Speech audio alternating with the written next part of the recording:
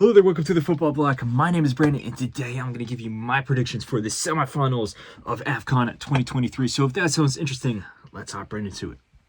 One step beyond.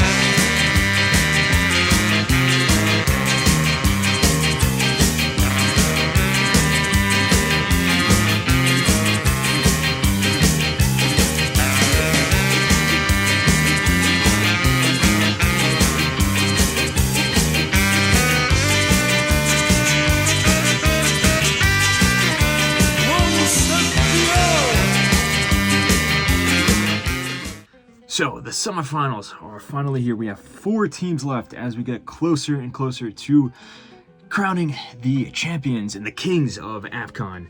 We have 4 teams left, only 2 games here.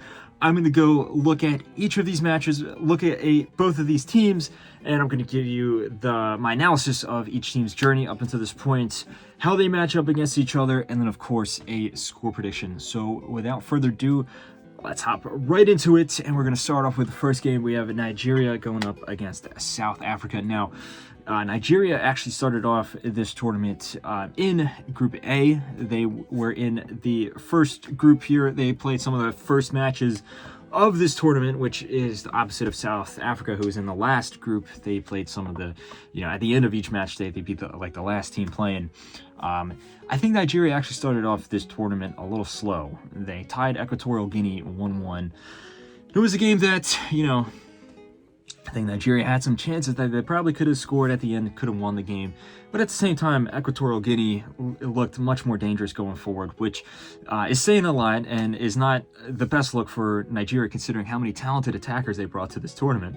Whether it be a guy like Osimhen, a guy like Lookman, Iwobi, Moses Simon, the list just goes on and on. Chukwueze, there's so many good attackers that they have, but it really just wasn't clicking. And the rest of the team as well. The team was not as strong as they could be, but the team going behind the attack, whether it be the midfield or the defense, it's not as talented in terms of names that hop off the paper compared to the attack.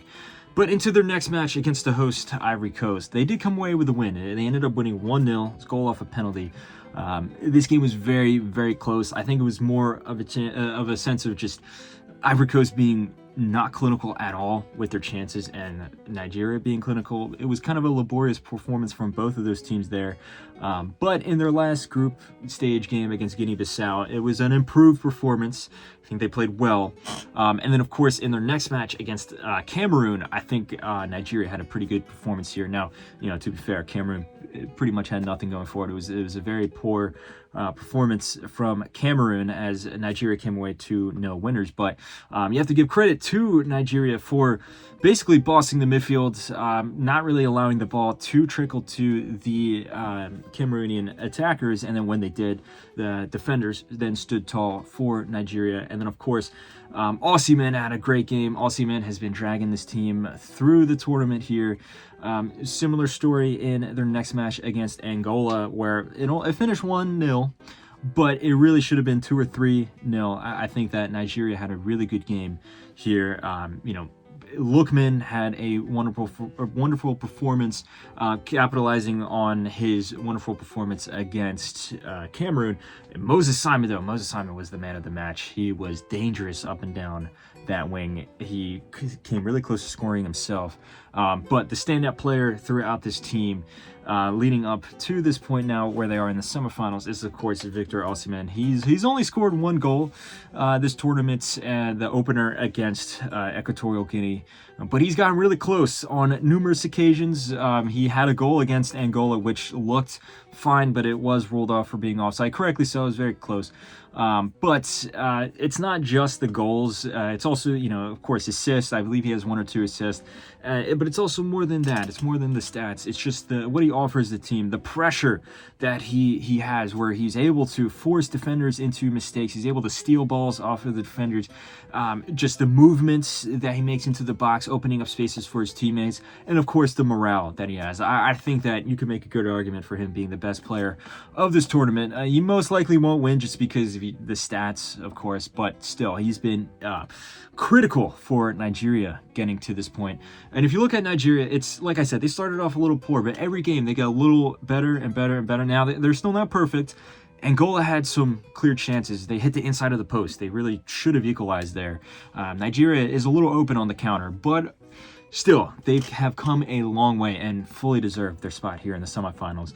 Now their opponent will be South Africa, a team that has had a very up and down journey to get to this point. Like I said, they started off in the last group there. They had a very, very disappointing 2-0 loss to Mali, where I think they got completely outplayed by Mali. It was a good performance from Mali, but South Africa had essentially nothing going forward for them. They conceded 2 goals there in the second half. And then in the next game, though, massive rebound. They beat Namibia 4-0. And, of course, Namibia is not the strongest team in AFCON. But, hey, this time around, they were able to pull off a crazy win over Tunisia, their first ever win. So it's not like there's some pushover. And still, South Africa had a great performance there, scoring 4 goals past them. And then in their last match against Tunisia, it was a very drab 0-0 result that you can argue Tunisia probably was a better team. But again, South Africa didn't necessarily need to win this match. A draw would have seen them go through to the knockout round, which is essentially what happened. And then they went up against Morocco, and this was a crazy game.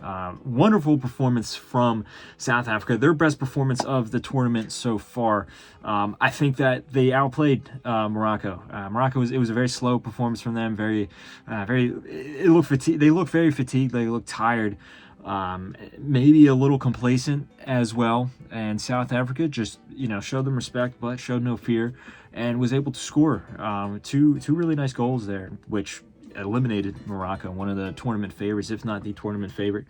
And then their last game against Cape Verde was a crazy game. The way the game started out, I think South Africa had more chances, but Cape Verde really grew into it, and Cape Verde is one of the best teams in this tournament, at least, especially going forward. They're so clinical going forward, very dangerous going forward as well. But for every chance that they had, the goalkeeper for South Africa, Ronan Williams, stood up tall. He made some wonderful saves, including one in the 94th minute. Would have been one of the last kicks of the game. He made a crazy save on the breakaway. I believe it was Rodriguez, I think, for Cape Verde. I could be wrong on that one. One of the strikers. He had a breakaway, great shot, and then Williams was able to push it onto the bar, leading the match into extra time. And the game was pretty open in extra time, but neither team was able to break the deadlock. I went to penalties, and then Williams made 4 saves.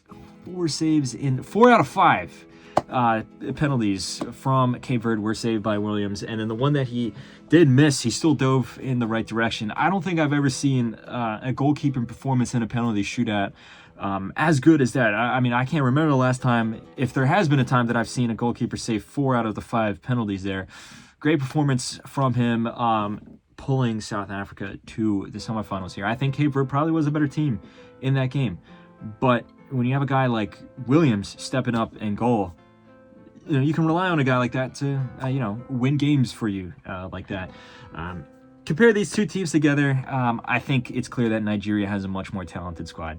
Now, South Africa, at this point, with the momentum they have a very strong defense. It's going to be hard to break them down. And then, of course, Williams in goal. With the amount of saves that he was pulling off against Cape Verde and throughout the rest of the tournament as well, it's going to be hard for anyone to put a goal past him. But I do think that if you look at the trajectory of Nigeria, they keep getting better and better with each game coming. I think it is only inevitable that they're going to get even better in this match. Their improvement, or their performance, is going to improve even more so.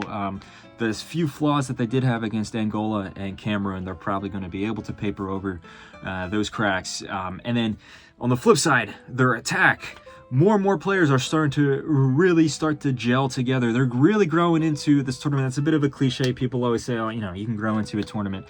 Nigeria in this AFCON is a prime example of that.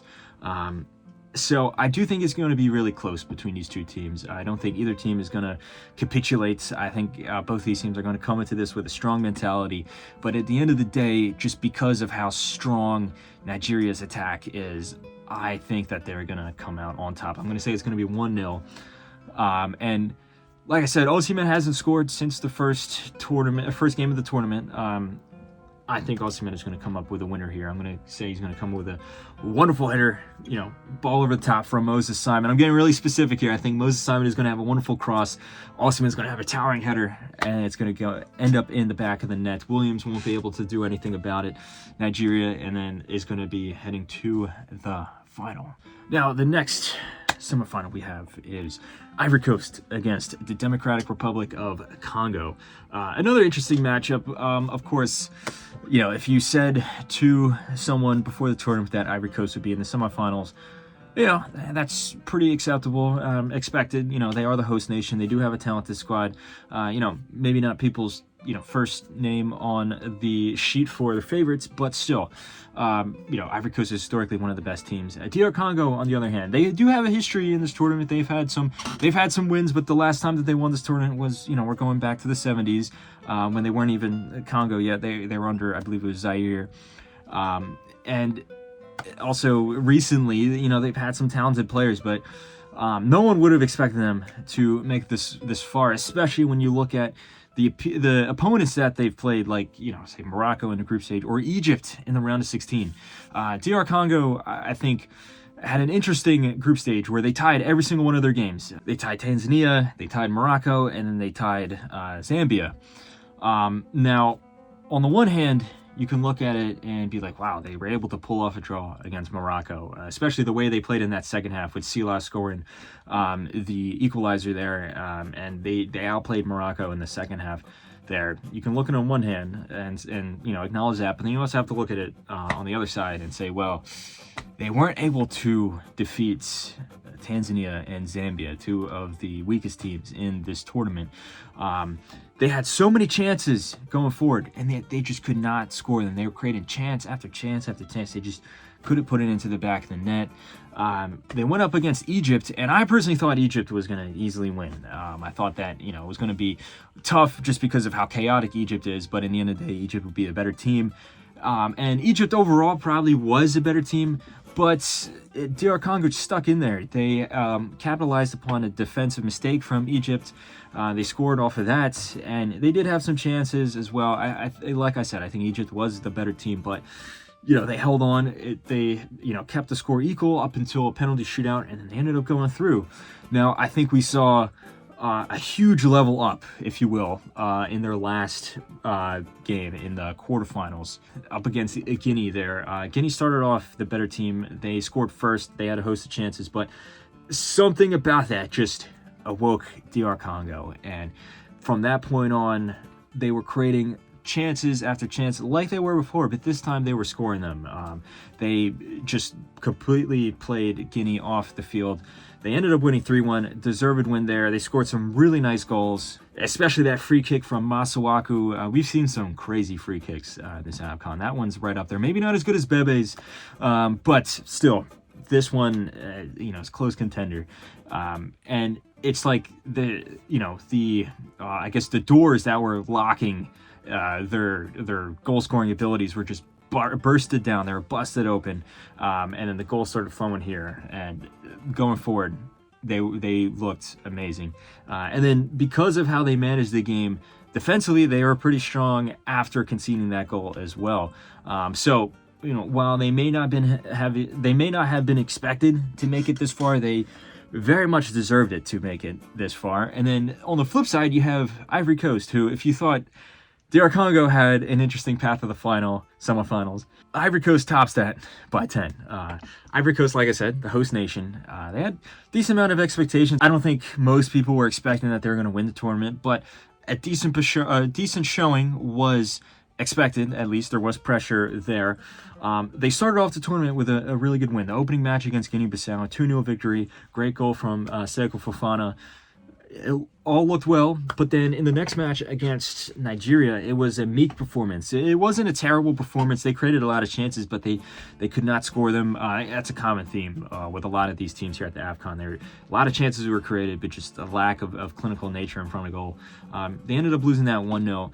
Then they go up against Equatorial Guinea, one of the weirdest games at this tournament. Equatorial Guinea coming into this with a lot of confidence. You can say maybe Ivory Coast on the opposite, maybe lacking confidence, because they created a whole host of chances in the first half and in the beginning of the second half, but they were not able to score them. They did put a few in the back of the net, but they were disallowed for being offside, correctly so. And then the Equatorial Guinea was able to score an opener there, and then from that moment on, Ivory Coast capitulated. They ended up losing 4-0. They conceded 3 goals in quick succession in the second half there. Abysmal performance, utter capitulation, just a complete and total collapse there from the top down. They actually ended up firing their coach. Gasset got fired midway through the tournament. At that point, it looked very likely Ivory Coast was going to get eliminated, but because of some of the other results, they were able to sneak into the round of 16 there. But even with Faye coming in as their manager, a guy with little to no experience at all, to make it even worse, their opponent was the defending champion and, in my opinion, the best team in the tournament at the time, Senegal. I thought Senegal was going to just drop the hammer on Ivory Coast and put them out of their misery, and I couldn't have been more wrong. Of course, Senegal started off the game much better. They scored a nice goal from Diallo, but from that moment on, Ivory Coast, slowly started to gain in confidence. They slowly started to get a foot into the game until the second half, where they were the one on the front foot. They were forcing Mendy into making a lot of saves. They forced Mendy into making a defensive error. He gave away a penalty. Franck Kessié stepped up and scored it. They're tied 1-1 going into extra time, and then they were able to drag it all the way out to penalties, and Ivory Coast somehow won, and they went through to the quarterfinals, eliminating Senegal, the defending champions. Then they went up against Mali, and Mali is another team that maybe you wouldn't have expected to get this far, but they earned their way here, and this was a crazy game. In my opinion, this was the best game of the tournament so far. Unfortunately, I missed most of it. I was able to see the end. I really wish I was just able to sit down and watch all 120 minutes of this, because this was the best game of the tournament so far. Mali was really dangerous in the opening first few minutes there, and they got a penalty, but Fofana in goal stepped up and saved it, and I think a big part of that is the crowd there. Obviously, Ivory Coast has the home advantage. It's such a hostile crowd. I think that got into the players from Mali, I think, got into their head, and then, of course, he wasn't able to score his penalty. And then from that moment on, it was a super open game. Ivory Coast got a red card even, and it looked like they were down and out because Nene scored a wonderful goal, one of the best goals of the tournament. He had a nice dribble and then a looping long shot into the back of the net from far out, and it looked like Ivory Coast was going to be out of the tournament. But they somehow found their way back in. Seko Fofana had a shot that was deflected around into the box, and Jinga was able to, blast it into the net off the rebound there with only a few minutes left. We're talking, it was in stoppage time. From that moment on, it goes into extra time. It's looking like it's going to go to another penalty shootout. Seko Fofana again steps up with another shot. This time it was cannoned in low, very low into the box, and then Diakate backheeled it into the net in the 121st minute, pulling Ivory Coast into the semifinals with an absolutely crazy result there. And when you compare these two teams together, I think that, both of them have very clear issues. Of course, DR Congo had the issue of just not being clinical enough. It looked like they changed that. It looked like they were able to overcome that. And then Ivory Coast, on the other hand, there's so many flaws with this team. Players not really showing up. Some of their big players not showing up. Just a lack of cohesion with their back line.